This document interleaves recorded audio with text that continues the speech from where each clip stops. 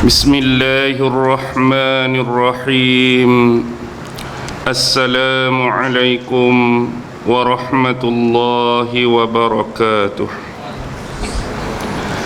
الحمد لله الحمد لله الحمد لله الحمد لله رب العالمين، وبه نستعين على أمور الدنيا والدين، والصلاة والسلام على أشرف الأنبياء والمرسلين وعلى آله وصحبه أجمعين. سبحانك لا علم لنا إلا ما علمتنا إنك أنت العليم الحكيم. قال رب اشرح لي صدري ويسر لي أمري واحلل عقدة من لساني يفقه قولي. اللهم يسر ولا تعسر. اللهم صل على سيدنا محمد وعلى آله وصحبه وسلم، ولا حول ولا قوة إلا بالله العلي العظيم. أما بعد. الحمد لله. Syukur kehadrat Allah Subhanahu wa ta'ala kerana dengan limpah kurnia, rahmat, kasih sayang dan inayah daripada Allah Subhanahu wa ta'ala, alhamdulillah, pada malam ini sekali lagi kita sama-sama dapat dipertemukan oleh Allah Subhanahu wa ta'ala sesuai dengan keizinannya. Dan mudah-mudahan pertemuan pada malam ini senantiasa beroleh rahmah dan barakah dari sisinya, insya-Allah. Tuan-tuan, puan-puan, hadirin hadirat, muslimin muslimat yang dirahmati sekalian, insya-Allah pada malam ini marilah sama-sama kita membaca dan mentadabbur 4 potong ayat yang difirmankan oleh Allah Subhanahu wa ta'ala, iaitu merujuk kepada surah Al-Qasas, iaitu ayat 44, ayat 45, 46 dan 47 dari surah Al-Qasas, yang mana Allah Subhanahu wa ta'ala berfirman, A'udzu billahi minasyaitonir rajim.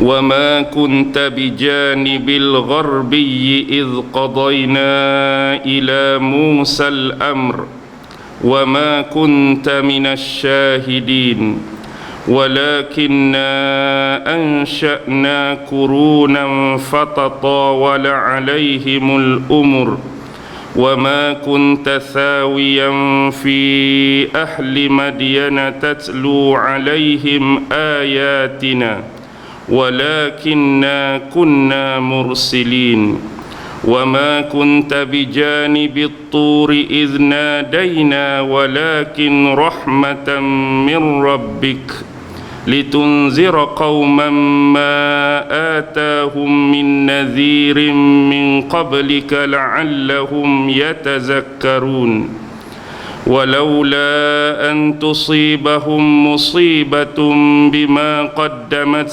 أيديهم فيقول ربنا لولا أرسلت إلينا رسولا فنتبع آياتك ونكون من المؤمنين. Surah Al-Qasas ayat 44, 45, 46 dan 47. Baik, secara kesimpulan daripada keempat-empat ayat yang baru dibacakan tadi adalah merujuk kepada hujah-hujah ataupun dalil-dalil yang menunjukkan kenabian dan kerasulan Muhammad sallallahu alaihi wasallam. Di antara sekian banyaknya hujah-hujah dan dalil-dalil nak menunjukkan dan nak menyatakan bahawa Nabi Muhammad ini benar-benar seorang Nabi dan Rasul itu banyak. Tetapi salah satu yang diberitakan oleh Allah antara hujah dan dalil nak menyatakan Muhammad tu sungguh-sungguh seorang Nabi, Muhammad tu sungguh-sungguh seorang Rasul, ialah melalui bagaimana Rasulullah mampu menceritakan kisah-kisah, Rasulullah mampu menceritakan peristiwa-peristiwa besar yang disifatkan sebagai ghaibiyah. Ghaibiyah di sini bermaksud peristiwa-peristiwa yang dilalui khususnya oleh nabi-nabi dan rasul sebelum zaman Nabi Muhammad sallallahu alaihi wasallam. Seolah-olah bila Nabi Muhammad bercerita tentang umat sebelum ini bersama Nabi dan Rasul mereka, gambaran dia seperti Nabi itu hidup pada zaman tu, iaitu Nabi sebagai penyaksi dan sebagai pendengar. Sebagai contoh, bila Al-Quran bercerita kepada Nabi Muhammad sallallahu alaihi wasallam melalui wahyu yang diturunkan kepada baginda, dan baginda ceritakan kepada sahabat-sahabat dan umat baginda, seolah-olah menampakkan bila Nabi cerita tu, Nabi hidup dalam peristiwa tersebut. Seolah-olah Nabi Nuh buat macam ni, Nabi hidup pada waktu tu menyaksikan peristiwa tu, dan juga bersifat mendengar. Bila kita kata mendengar, butiran-butiran seperti isi-isi percakapan, dialog-dialog antara nabi-nabi dan umat dia. Sebagai contoh, Nabi Nuh habaq lagu ni, umat dia balas lagu ni. Nabi Nuh kata macam ni, umat dia bangkang lagu ni. Nabi Nuh kata macam ni, umat dia lawan lagu ni. Maksudnya ada dialog lengkap dengan peristiwa sebagaimana menyaksikan betul-betul dan benar-benar hakikat zaman itu, sekali dengan isi-isi butiran percakapan atau dialog dia. Jadi tak mungkin kalau Nabi Muhammad ini seorang pendusta, dan tak mungkin kalau Nabi Muhammad ini seorang pembohong, dia mampu menceritakan kisah-kisah dan peristiwa-peristiwa besar di zaman lampau, yang mana Nabi tak pernah wujud dan hidup lagi pada zaman tu, tetapi itulah hakikat kebenaran kisah yang difirmankan oleh Allah kepada Nabi Muhammad. Sebagai contoh, kita tahu Nabi Muhammad disifatkan dengan satu sifat. Apa dia? Ummi. Ummi ni tak reti baca dan tak reti menulis. Bahkan kisah-kisah yang difirmankan kepada Nabi adalah kisah-kisah yang umat Nabi Muhammad tak pernah tahu pun sebelum ni.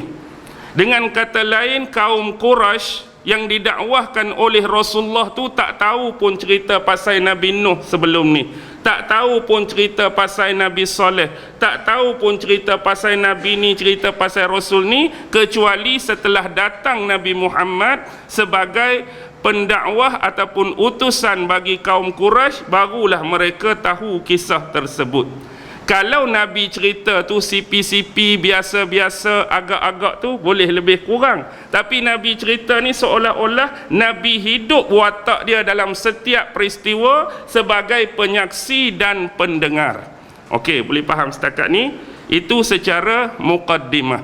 Dan kalau kita rujuk kebanyakan tafsir-tafsir ummahat, antaranya yang disebutkan oleh Al-Imam Ibnu Katsir.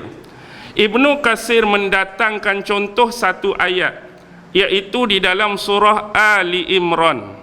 Tuan-tuan boleh rujuk Ali Imran ayat 44, yang mana Allah berfirman, wa ma kunta ladaihim iz yulquna aqlamahum ayyuhum yakfulu Maryam wa ma kunta ladaihim iz yakhtasimun.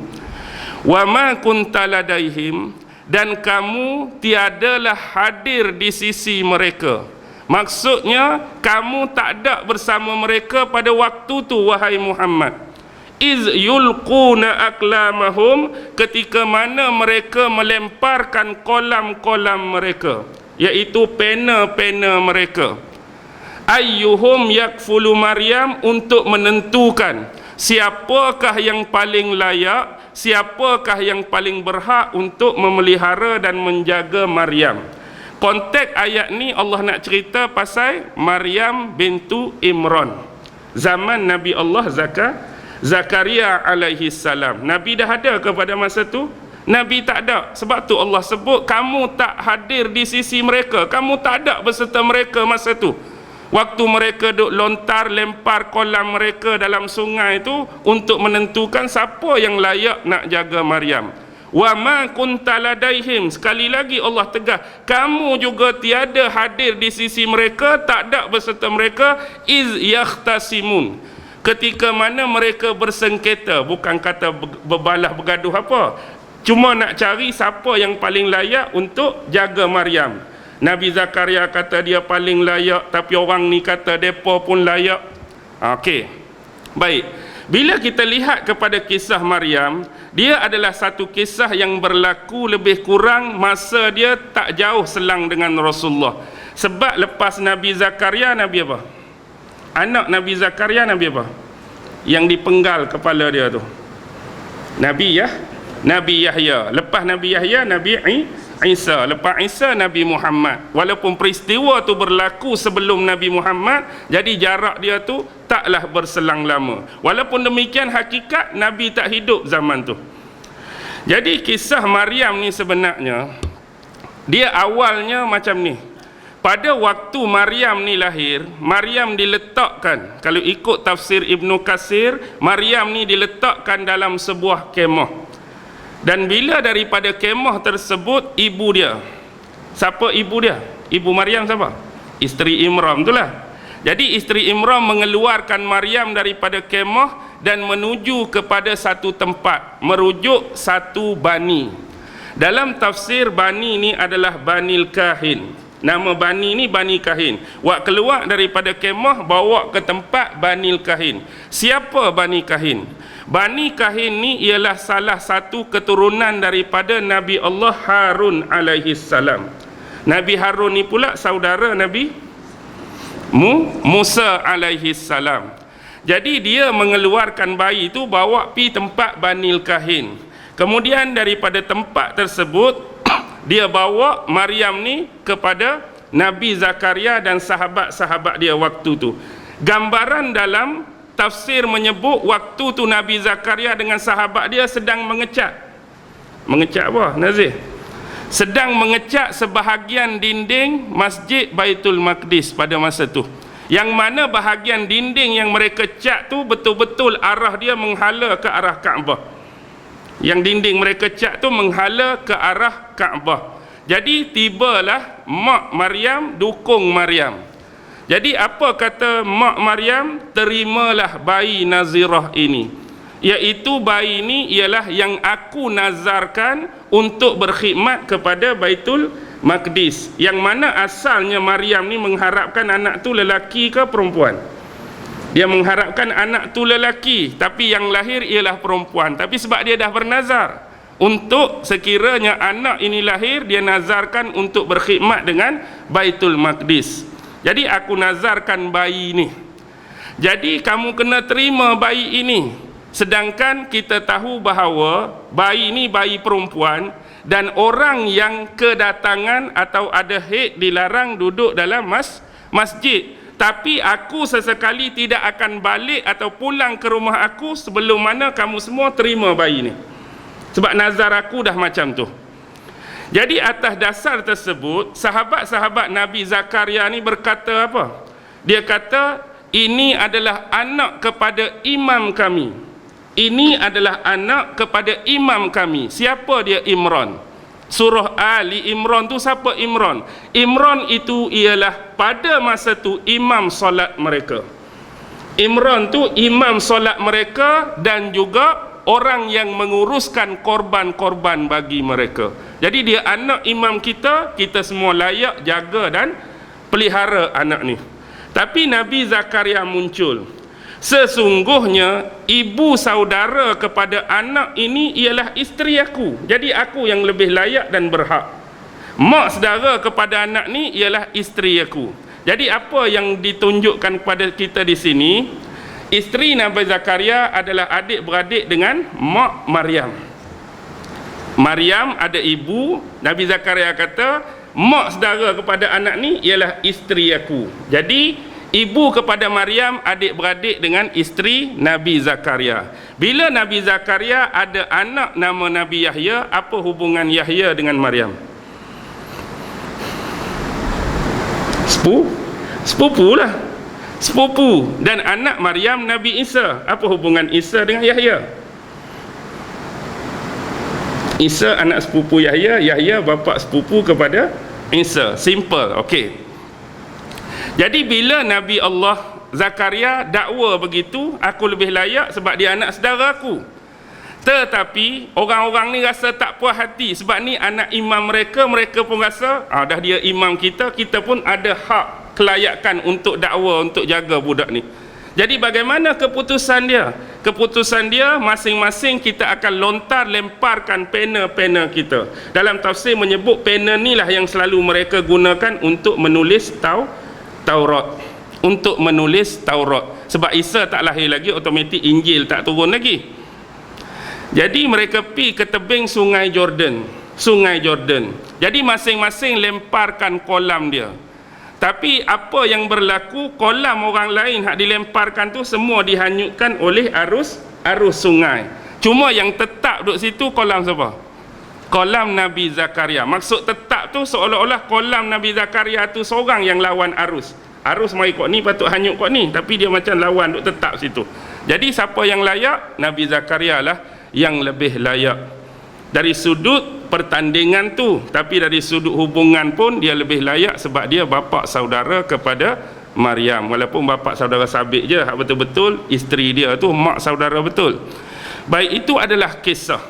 Jadi nak menunjukkan kepada kita, didatangkan kisah ni, Nabi Muhammad boleh cerita sebiji-sebiji sebagaimana peristiwa yang berlaku. Nabi Muhammad ada ke waktu mereka duk bergaduh tu? Tak ada pun. Tapi macam mana Nabi Muhammad boleh cerita dengan perkataan-perkataan dialog yang keluar tu secara terperinci? Inilah membuktikan tak ada siapa boleh nafi, tak ada siapa boleh takwil lagi yang Nabi Muhammad tu bukan Nabi. Nabi Muhammad tu bukan Rasul. Cerita Nabi Zakaria dengan Maryam pun dia cerita. Bahkan Ibnu Katsir ceritalah lebih kurang hadis-hadis berkenaan dengan Maryam ni. Antaranya satu hadis yang diriwayatkan oleh Imam Abdul Rahman An-Nasai. Siapa dia? Abdul Rahman An-Nasai. Imam Nasai itulah antara Imam Kutub Sittah tu. Imam Nasai ni dalam kitab tafsir dia, bukan dia karang kitab tafsir dah, kitab sunan hadis dia tu dia ada babut tafsir, iaitu dia menghimpunkan hadis-hadis yang mana hadis ini mentafsirkan sebahagian ayat Quran. Jadi disebut kitab tafsir, jangan faham ada juga Imam Nasai karang kitab tafsir tak. Dalam sunan tu ada kitab tafsir hadis sebenarnya yang menghuraikan tentang sebahagian tafsir-tafsir Al-Quran. Antaranya Imam Nasai meriwayatkan telah menceritakan kepada kami Ali bin Hajar, telah menceritakan kepada kami Isa bin Yunus dari Hamzah Az-Zayyad, dari Al-A'mashi, dari Ali bin Mudrik, dari Abu Zar'ah, dari Abu Hurairah. Maksudnya periwayatan ini sampai kepada Abu Hurairah. Baik, bila periwayatan ini sampai kepada Abu Hurairah, mungkin hadis ini menceritakan tentang apa? Tentang apa? Tentang Maryam tu. Baik, bila menceritakan tentang Maryam, ada satu hadis Nabi. Ada satu hadis Nabi yang mana Nabi cerita sebaik-baik wanita yang menaiki unta adalah wanita Quraisy. Sebaik-baik wanita yang menaiki unta adalah wanita Quraisy. Dan wanita Quraisy adalah sebaik-baik yang pengasih dalam menyayangi anak mereka ketika anak tu masih bayi. Dan wanita Quraisy adalah orang yang paling menjaga kehormatan suami mereka, menjaga kehormatan suami mereka. Dan Maryam bintu Imran tidak pernah sama sekali menaiki unta. Tu je poin dia nak abaknya. Tapi di depan tu nak cakap sebaik-baik wanita yang naik unta wanita Quraisy. Tapi nak abak Maryam bintu Imran tu tak pernah sama sekali menaiki unta. Bahkan ada hadis lain yang diketengahkan oleh Imam Ibnu Katsir, sebaik-baik wanita adalah Maryam bintu Imran dan sebaik-baik wanita ialah merujuk kepada isteri baginda Khadijah binti Khuwailid. Ada juga hadis lain yang Rasulullah sebut, cukuplah bagimu di dunia ini dengan 4 wanita ini. Pertama Nabi sebut nama Maryam bintu Imran, yang kedua Khadijah binti Khuwailid, yang ketiga siapa? Anak dia Fatimah bintu Muhammad, dan yang terakhir Asiyah isteri kepada Fir'aun. Itu hadis-hadis yang ada keterkaitan dengan Maryam bintu Imran. Baik, tu satu ayat yang dibawa oleh Imam Ibnu Katsir. Contoh ayat lain yang dibawa oleh Imam Ibnu Katsir, rujuk surah Hud ayat 49. Dalam surah Hud ayat 49 Allah berfirman, tilka min amba'il ghaibi nuhiha ilaik ma kunta ta'lamuha anta wala qaumuka min qabli haza fasbir innal aqibata lil muttaqin. Hud ayat 49. Baik, yang diceritakan ini adalah sebahagian daripada berita-berita yang bersifat ghaib yang kami telah wahyukan kepada kamu wahai Muhammad. Sebahagian berita yang bersifat ghaib yang kami wahyukan kepada kamu, ma kunta ta'lamuha, yang mana sebelum ni kamu sama sekali tak pernah pun mengetahui tentang kisah ni. Allah habaq kat Nabi, sebelum ni kamu tak tahu pun kisah ni. Anta wala qaumuka min qabli haza, sama ada kamu sendiri wahai Muhammad tak pernah tahu cerita ni, tambahan lagi umat kamu, kaum kamu pun tak pernah tahu cerita ni sebelum ini. Fasbir, maka bersabarlah, innal aqibata lil muttaqin, sesungguhnya pengakhiran atau kesudahan yang baik bagi mereka-mereka yang bertakwa. Ni cerita pasal siapa ni? Surah Hud ayat 49 ini adalah kisah Nabi Allah Nuh alaihi salam bersama dengan kaumnya yang diselamatkan oleh Allah di atas kapal bahtera yang dibina oleh Nabi Nuh alaihi salam, dan kemusnahan iaitu hanyut dan mati lemas kepada kaumnya yang ingkar dan membangkang. Tapi dalam ayat ni Allah habaq diceritakan kepada kamu kisah sebelum ni yang kamu tak tahu. Kamu tak tahu, umat tak tahu, tiba-tiba mari keluar cerita Nabi Nuh. Surah pula surah Nabi Hud. Baik, ayat 49. Cuba tengok ayat sebelumnya. Ayat 48 cerita siapa? Ayat 48 cerita Nabi Allah Nuh alaihi salam yang mana kapal baru mendarat. Dalam ayat 48 tu Allah menyatakan turunlah di dalam kapal ini dengan penuh keberkatan, lebih kurang. Jadi ayat 49 menceritakan rumusan kepada ayat sebelum tu, cerita Nabi Nuh. Ayat 50 sampai seterusnya baru start cerita tuan pada nama surah, iaitu Nabi Hud. Jadi zaman Nabi Nuh ni awal, Adam, Idris, Nuh. Nabi hidup tak masa tu? Nabi tak hidup. Ni membuktikan Nabi itu adalah Nabi dan Rasul yang menerima wahyu, boleh cerita sebiji-sebiji. Apa Nabi Nuh bicara, apa yang kita sebut pada awal tadi, peristiwa Nabi Nuh buat kapal macam ni, buat kapal pula bukan seperti biasa tepi kawasan air laut ke tasik, tapi buat tengah-tengah tu.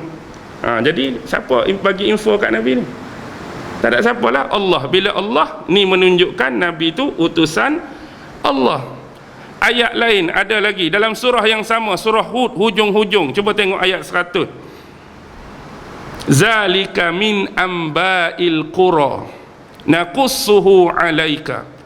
Dan ini adalah sebahagian daripada berita tentang negeri-negeri. Qura tu asalnya kampung, tapi dalam ayat ni Allah nak cerita, kami ni telah bagi tahu kepada kamu info-info tentang negeri-negeri yang sebenarnya negeri apa? Negeri-negeri yang pernah dihancurkan dan dimusnahkan oleh Allah dalam sejarah.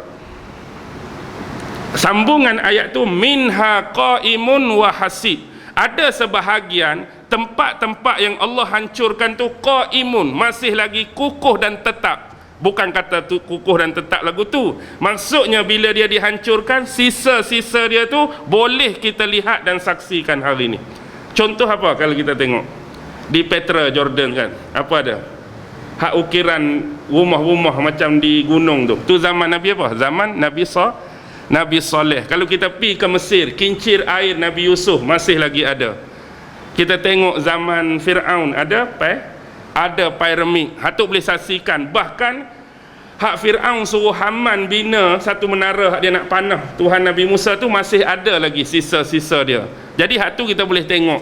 Macam empangan Sabak di Yaman kita boleh tengok. Tapi wahasidun, ada pula peninggalan tu langsung tak tinggal kesan, tak tinggal bekas. Yang kita boleh tahu inilah tempat dia dulu, tapi nak cek kesan-kesan tu tak nampak dah. Hak nampak lagi di Jordan ada apa? Laut mati. Okey. Seterusnya contoh ayat lain dalam surah Yusuf ayat 102. Zalika min amba'il ghaibi nuhi ilaik wa ma kunta ladaihim iz ajma'u amruhum wa hum yamkurun. Dan ini adalah sebahagian berita-berita ghaib yang kami wahyukan kepada kamu, dan kamu tiada hadir berserta mereka di sisi mereka iz ajma'u amruhum, ketika mana mereka ajma'u, berkumpul untuk merancang sesuatu rencana. Apa dia rencana yang mereka rancang? Ayat ni merujuk kepada ketika mereka merancang nak lempar adik mereka Yusuf dalam telaga ataupun kita sebut sumur. Wahum yamkurun, dan kamu juga tak ada pada waktu tu ketika mereka melakukan makar tu, tipu daya tersebut. Sebab Nabi Yusuf ni awal pada Nabi Musa lagi. Nabi Yusuf anak Nabi Yaqub. Nabi ada kepada masa tu, tapi bagaimana Nabi boleh tahu rancangan adik-beradik dia? Siapa habaq kat Nabi kalau bukan wahyu daripada Allah? Ni antara 4 ayat yang dikemukakan oleh Imam Ibnu Katsir dalam tafsir dia dalam muqaddimah. Ni baru muqaddimah ni, kita tak masuk ayat lagi ni. Baik, tu dalam muqaddimah dia menceritakan sebahagian ayat-ayat sebagai hujah dan dalil nak membuktikan Nabi ini sebagai Nabi dan Rasul melalui kisah-kisah yang diberitakan sebelum ini. Baik. Okey, kita pergi kepada ayat betul ni. Ayat 44 surah Al-Qasas. Wa ma kunta bijanibil gharbiyyi idh qadaina ila Musal amr. Dan kamu wahai Muhammad pada ketika itu tidak berada di sisi sebelah barat ketika mana kami menyampaikan perintah kepada Nabi Musa. Kalau baca seorang-seorang agak-agak nak pergi tala ke mana ni? Kamu ketika itu wahai Muhammad tidak berada di sisi sebelah barat ketika mana kami menyampaikan perintah kami kepada Nabi Musa. Nak tala ke mana je agak-agak kalau baca seorang-seorang di sisi sebelah barat pula dah. Jadi hak sebenar yang dikehendaki, kamu wahai Muhammad pada ketika itu sama sekali tidak berada di sisi sebelah barat, merujuk di sisi bukit yang berada di sebelah barat. Kenapa bukit yang berada di sebelah barat?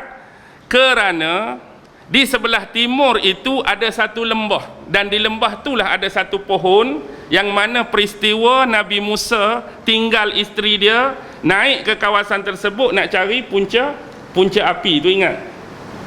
Jadi lembah tu ada satu pohon tu berada di sebelah timur.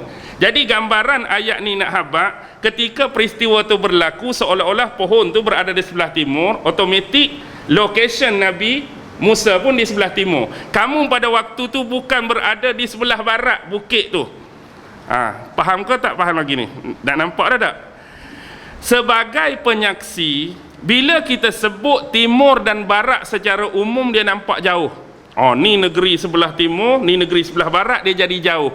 Sebenarnya arah yang disebut barat atau timur hanya menunjukkan arah dan sisi saja, tak semestinya benda tu jauh. Cuma macam kita kata, okey, Di sebelah luar masjid ni kita anggarkan timur, di sebelah ni confirm barat walaupun dekat, ataupun dekat lagi selalu kita bahasakan di sebelah kiri saya, kanan saya. Tu yang simple biasa. Tapi kalau kita mengambil kiri kanan dari sudut arah dan sisi sebenar, mungkin hak ni timur, hak ni barat walaupun depan ni saja. Boleh faham? Jadi waktu kejadian Nabi Musa berada di bawah pohon tu, yang kata pucuk api tu, lembah tu berada di sebelah timur. Kamu Muhammad tak ada pun di bukit sebelah barat, sebelah tu jadi. Contoh ada satu pohon, Haji duduk bawah pohon tu duduk sebelah timur. Saya tak ada pun dekat tu, keadaan tu duduk sebelah barat tu. Boleh faham tak? Jadi saya tak ada pun duduk sebelah barat, padahal nampak timur barat tu tadi, tapi sebenarnya sisi dia tu. Haji duduk belah tu, saya duduk belah ni. Saya tak ada pada masa tu menyaksikan Haji yang berada di sebelah timur. Jadi Allah nak habaq di sini, kamu wahai Muhammad tak ada pun di sisi bukit sebelah barat, waktu Musa di lembah yang sebelah timur tadi. Ketika mana waktu tu adanya arahan daripada Allah kepada Nabi Musa, wa ma kunta minasyahidin, dan kamu sesekali bukanlah termasuk di kalangan orang yang menyaksikan. Betul lah, kalau Nabi Muhammad ada pada waktu tu termasuk penyaksi, kamu bukan penyaksi pun. Tapi nak habaq di sini pasal pun ayat-ayat lain Nabi Muhammad boleh cerita kepada kaum dia kafir Quraisy itu komplit pasal cerita tu. Bermula daripada dia datang daripada negeri isteri dia datang daripada mana? Negeri, dia lari, lepas tu dia tertumbuk orang tu, dia lari ke negeri siapa? Negeri Madian. Betul, dia lari ke negeri Madian. Jadi Nabi cerita seolah-olah dia daripada negeri Madian, bawa isteri, bawa anak dia. Akhirnya mereka tersesat kan, sampai di tepi bukit Tursina tu. Jadi malam tu sejuk, dingin. Jadi dia tengok ada macam punca api atas bukit. Dia kata, kamu tunggulah 2 buah anak sini. Ni bahasa Penang lah dah. Kamu tunggulah 2 buah anak sini, aku akan pi dapatkan api tu. Jadi kalau aku berjaya dapatkan api tu, 2 benda kan dalam Quran sebut. Pertama, aku boleh ambil sebahagian daripada api tu, waktu turun kita boleh memanaskan dan menghangatkan badan kita. Dan kalau betul ada orang bawa api tu, aku akan tanya dia. Maksudnya waktu tu memang confirm Nabi Musa sesat jalan. Jadi bila lah kita kata ada api situ, mesti ada orang bawa api kan. Jadi boleh tanya orang tu, jalan sebenar nak balik ke Mesir ni lagu mana? Jadi satu minta api dengan dia, satu lagi kami sesat ni. Tu. Jadi sampailah kepada tempat tu. Jadi bagaimana Nabi boleh cerita tu? Nabi cerita sendiri ke Allah wahyu? Allah wahyu. Jadi bila Allah wahyu, Nabi tak boleh cerita sendiri, menunjukkan Nabi itu benar-benar Nabi dan Rasul, utusan yang diwahyukan firman-firman Allah pada dia. Walakinna ansha'na qurunan, tetapi juga kami telah mengadakan. Nak kata apa ni? Tapi kami ni mencipta, betul lah Allah tu pencipta, mengadakan beberapa generasi. Allah ni mengadakan beberapa generasi, fatatawala alaihimul umur, dan berlalu ke atas mereka masa dan waktu yang panjang. Jadi selain daripada kisah Nabi Musa tu, Allah nak habaq di selang-selang masa antara Nabi dan Rasul tu, banyak dah Allah buat generasi demi generasi yang mungkin Allah cerita, yang mungkin kita tak tahu pun, yang tidak diceritakan oleh Allah. Dan masa di antara generasi ke generasi tu panjang. Hak ni dengan umur tertentu, hak ni dengan zaman tertentu, banyak Allah habaq. Wa ma kunta sawiyan fi ahli Madian, dan tiadalah kamu wahai Muhammad tinggal bersama depa. Siapa depa tu? Bersama dengan penduduk Madian. Madian ni Nabi Syu'aib. Kamu wahai Muhammad tak pernah tinggal pun sekali dengan penduduk Madian. Tatlu alaihim ayatina, yang mana kamu membacakan kepada mereka ayat-ayat kami. Kamu tak pernah tinggal sekali dalam kampung tu bersama penduduk, dan bukan kamu yang membacakan ayat-ayat kami pada mereka. Tapi yang kamu cerita tu pasal orang lain. Pasal Nabi apa? Nabi Syu'aib dengan penduduk Madian. Penduduk Madian ni apa dia? Onar mereka. Masalah mereka apa dia? Madian ni antaranya ialah mereka suka menipu dalam perniagaan. Takar, timbangan tu. Tipu kilo lah, senang kalau kita hari ni nak mudah faham. Time timbang kilo lah ke dia tu lebih, time nak jual lah ke orang tu dia berkurang. Tipu dalam takaran, tipu dalam timbangan. Dan satu lagi, mereka ni ada menyembah satu pokok lah, yang mana di kawasan Madian ni kita tahulah kawasan tu jenis berbukit bukau gersang ni, tapi dia ada satu tanah lapang yang tanah tu subur. Di celah-celah tanah tu ada satu pohon yang besar, yang mana pohon tu lah dijadikan sebagai kira macam pelik lah, tiba-tiba tanah ni pelik pada orang, subur, lepas tu di celah-celah tanaman yang subur tu ada pohon besar, mereka anggap keramat lagi. Jadi itulah antara mereka sembah pohon tersebut. Satu lagi, mereka suka mengganggu orang di persimpangan-persimpangan. Mereka cari simpan-simpan tertentu, mari kafilah perdagangan ke, mereka sekat, tahan, rampas, gangguan macam tu. Tu perangai orang Madian. Jadi Allah nak abad di sini, ketika peristiwa tu berlaku bersama Nabi mereka Syuaib, hang ada ke tak ada? Tak ada pun. Tapi boleh cerita satu-satu. Nabi Syuaib lagu ni, Nabi Syuaib bicara lagu ni, umat dia balas lagu ni, perangai dia lagu ni, perangai semua ni bukan berlaku zaman Nabi. Nabi boleh cerita pula, pattern umat ni lagu ni, pattern umat Nuh lagu ni, pattern umat Soleh lagu ni, pattern umat ni lagu ni, membuktikan Nabi tu benar-benar Rasul. Mana pula sambungan dia ni? Walakinna kunna mursilin, tetapi kamilah yang telah mengirim rasul-rasul tersebut kepada umat-umat masing-masing. Jadi nak habaq kamu tak hidup sekali dengan mereka, bukan kamu yang pi dakwah kepada orang zaman tu, tapi kami dah utus sebelum kamu tu nabi-nabi dan rasul untuk mengurus dan mendakwahkan mereka. Okey, ayat seterusnya, ayat 46. Wa ma kunta bijanibit tur iznadaina, dan kamu juga tidak hadir di sisi atau berserta dengan Nabi Allah Musa ketika Nabi Allah Musa diseru oleh Allah di Bukit Tur Sina. Ada tak Nabi Muhammad pada masa tu sekali? Tak ada. Baik, ini adalah kisah seruan daripada Allah kepada Nabi Musa. Nabi Muhammad boleh cerita sebiji-sebiji. Bila Nabi Musa pi ke lembah tersebut, ada suara kan, suruh apa mula-mula? Tanggalkan nak light tu, slipper kamu. Nabi boleh cerita terperinci. Bila tanggal slipper, Allah tanya apa yang berada di tangan kanan kamu. Ni tongkat aku. Nabi Musa cerita sekian-sekian. Lempak tongkat kamu jadi ulat, kemudian ambil balik tongkat tu jadi asal, kemudian bila letak tangan dia di celah apa dia ni, nak kata ketiak ke poket dia ke, tiba-tiba tangan dia tu bercahaya. Tapi bercahaya di sini bukan cahaya yang mencacatkan lah, cahaya yang gilang gemilang. Nabi tak ada di situ, tapi Nabi boleh cerita. Kalau orang dengan orang bercakap, okey lagi. Ni orang dengan siapa ni? Nabi Musa sedang berbicara dengan siapa ni? Kalau saya boleh cerita, orang tu habat lagu ni, orang ni habat lagu ni, orang dengan orang tu ni lagi. Tapi kita cerita orang sedang berbicara dengan siapa tu? Allah. Secara terperinci, hakikat yang sebenar. Bahkan ayat ni jugalah yang disebut oleh Abu Hurairah dalam tafsir Ibnu Katsir. Abu Hurairah sebut apa berkenaan dengan ayat ni? Sesungguhnya mereka diseru. Ini berkenaan dengan umat Nabi Muhammad. Sesungguhnya mereka diseru, hai umat Muhammad, sesungguhnya kami telah memberikan kepada kalian sebelum kalian meminta kepada kami, kami telah memperkenankan kepada kalian sebelum kalian berdoa kepada kami. Berkaitan dengan ada kalimah nadaina, seruan ni.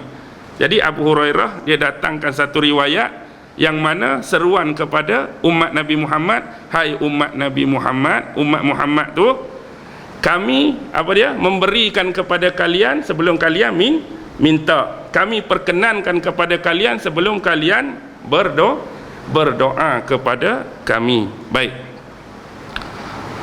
Walakin rahmatan min rabbika, tetapi ini adalah merupakan satu rahmat daripada Tuhanmu. Apa dia rahmat di sini? Rahmat dia ialah kisah-kisah yang diceritakan kepada kamu itulah. Yang kami cerita pasal Nabi Adam pada kamu, cerita pasal Nabi Idris pada kamu, Nabi tu pada kamu, sampailah Nabi terakhir sebelum kamu, Nabi Isa tu adalah rahmat untuk kamu.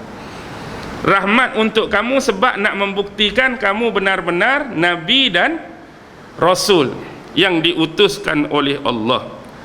Litunzira qauman ma atahum min nazirin min qablika. Litunzir, apa dia? Inzar, nazir, untuk memberi peringatan kepada kaum Nabi, kaumku Quraisy.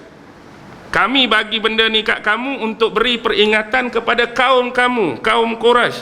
Ma atahum min nazir min qablika, yang mana umat ini, kaum Quraisy, sebelum pada ni tak pernah didatangkan kepada mereka walaupun seorang nabi ataupun rasul. Contoh umat tertentu nabi dia ni, umat tertentu nabi ni, tapi umat Quraisy tu tak ada lagi seorang nabi atau rasul pernah datang sebelum Nabi Muhammad. Jadi Nabi Muhammad inilah nabi dan pertama untuk umat Quraisy ataupun kaum Quraisy. Dia suruh berhenti kata je. Perhabis ayat boleh tak? Perhabis ayat.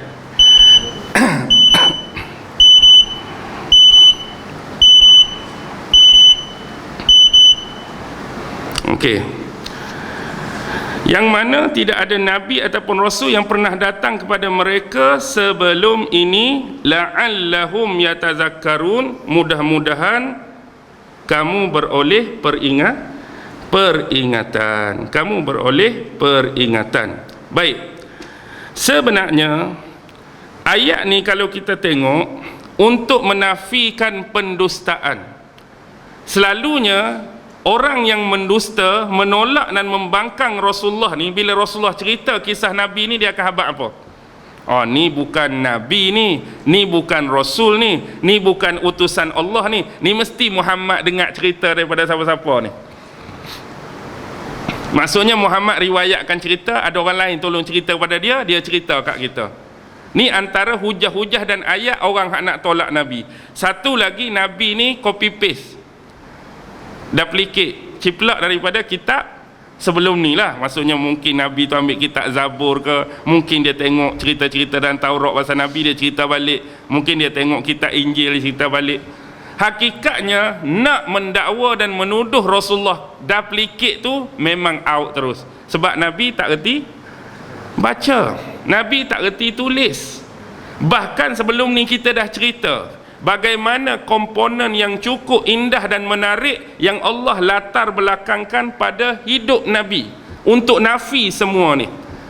Contoh, bapa Nabi meninggal waktu Nabi dah lahir ke dalam kandungan?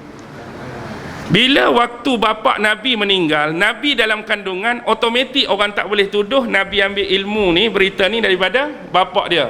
Tak logik sama sekali sebab bapa dia dah mati. Waktu dia dilahirkan, hanya beberapa ketika terus dihantar ke perkampungan Bani Sa'ad. Halimatul Sa'diyah duk jaga dia tu, Halimah binti Abi Zuhaib tu. Jadi mak dia nak mengajak dia waktu bila? Jadi adalah ketika dia hantar sekejap sekali selepas berlaku, malaikat Jibril mari kan. Masa tu umur Nabi lebih kurang berapa tahun? Berapa tahun? 8 tahun mak dia mati dah. 8 tahun tu tok dia mati dah. 4 atau 5 tahun lebih kurang. Waktu tu dibelah dada dia, takut bimbang jadi apa-apa anak orang ni kan. Pi hantar sekejap. Kemudian kembali semula. Kemudian bila mak dia meninggal, umur 8 tahun tu dibela oleh tok dia. Waktu tu lah tok dia pula mati. Dan bila tok dia mati, tok dia tak kesempatan pun untuk cerita benda-benda tu. Bahkan pernah kita suarakan dulu dah. Suarakan dulu. Kalau Nabi benar-benar tak erti baca dan menulis, ni sekadar pertanyaan. Abdul Muttalib pada waktu tu apa jawatan dia? Tok Nabi pembesar, penguasa, wali kota Mekah. Maksudnya dia boleh berikan apa-apa kemudahan dan keistimewaan pada Nabi. Kalau contoh hari ini bukan kita nak melampau kata Nabi, tapi nak suruh faham. Contoh kalau saya ni pembesar negeri Pulau Pinang, dah bila cucu saya nakkan yang terbaik. Siapa cikgu tuition hak paling pandai kat sini bahasa Melayu? Mai ajak cucu aku. Siapa hak pandai sejarah? Mai ajak cucu aku. Nak suruh cucu kita tu pandai. Tapi Abdul Muttalib buat dah lagu tu pada Nabi. Cucu aku tak erti baca, tak erti tulis, aku nak hantar kat siapa nak belajar ni, tak pernah berlaku dalam sejarah. Jadi orang tak boleh tuduh. Duduk pula lepas tu dengan siapa? Pak saudara pula bukan orang yang seolah-olah dari dia menyokong Nabi. Akidah tu dia tak menyebelahi Nabi. Dia orang yang menyalahi akidah Nabi, kepercayaan Nabi. Lepas tu Nabi pula waktu duduk dengan Abu Talib, dia bantu pak saudara dia pergi mana? Pergi ke Syam berniaga. Seolah-olah lakaran hidup yang Allah tentukan tu tak ada masa Nabi nak belajar. Walaupun kecil tu dah berniaga dah. Mana tak ada kita tengok dalam sejarah mana-mana disebutkan ulama Nabi pernah belajar dengan guru sekian-sekian, ada tak? Tak ada. Sampailah wahyu turun pada Nabi. Jadi ini adalah menunjukkan kisah Rasulullah yang menafikan kalau Nabi ni duplicate atau copy paste daripada mana-mana kitab. Walaula an tusibahum musibatun bima qaddamat aydihim, agar mereka ni orang-orang mana? Orang-orang kafir Quraisy ni ketika mana nanti ketika mereka dimusibahkan dengan musibah ataupun bencana ataupun bala daripada Allah kerana disebabkan hasil tangan-tangan mereka sebelum ini, fayaqulu rabbana laula arsalta ilaina rasulah. Jadi ni nak menegakkan hujah kepada Nabi bahawa Nabi dah mendakwahkan mereka. Tak mau lepas pada ni, bila mari betul-betul musibah, mereka akan habaq lagu ni. Rabbana laula arsalta ilaina. Wahai Tuhan kami, kalaulah dulu pernah datang seorang rasul mendakwahkan kami. Dia nak cakap lagu tu bila dia kena tu. Jadi tak mau depa ni lepas kena bala baru mari perkataan lagu tadi. Sedangkan Nabi Muhammad mari duk habaq dah, tak mau dengar. Nabi Muhammad mari dakwah dah, tak mau terima.